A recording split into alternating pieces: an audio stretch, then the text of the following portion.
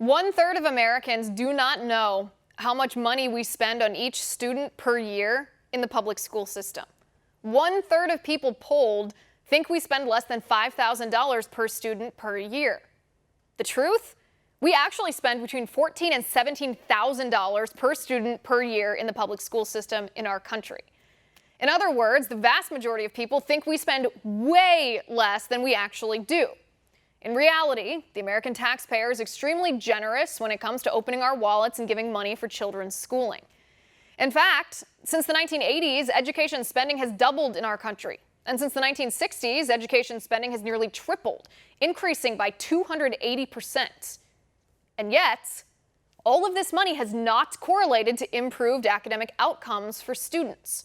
On the contrary, as we've exponentially increased education spending, academic achievement has remained stagnant.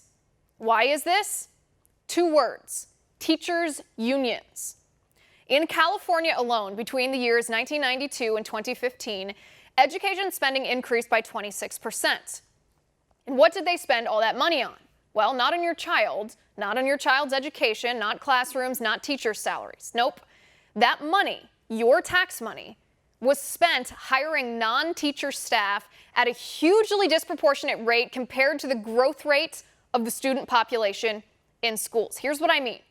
If the state of California had increased non-teaching staff only as much as the student population increased, so still hiring new non-teaching staff, but at a proportional rate to the increase in student population, they could give every teacher an $11,000 raise tomorrow. Funny how the teachers' unions never mention that when they're complaining about teachers' salaries. So why should we give more federal money to public schools then? We spend $14,000 to $17,000 per student per school year, and yet public schools are still failing.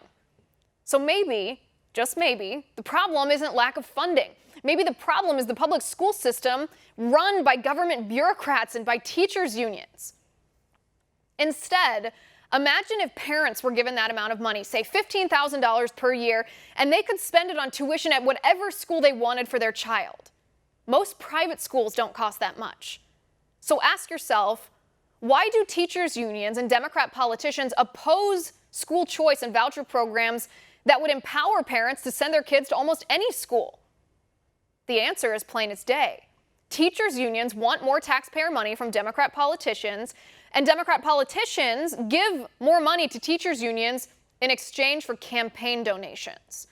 According to a New York Times piece from 2010, and I quote, "The 2 national teachers' unions, the American Federation of Teachers and the larger National Education Association, together have more than 4.6 million members.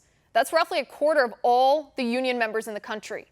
10% of the delegates to the 2008 Democratic National Convention were teachers' union members.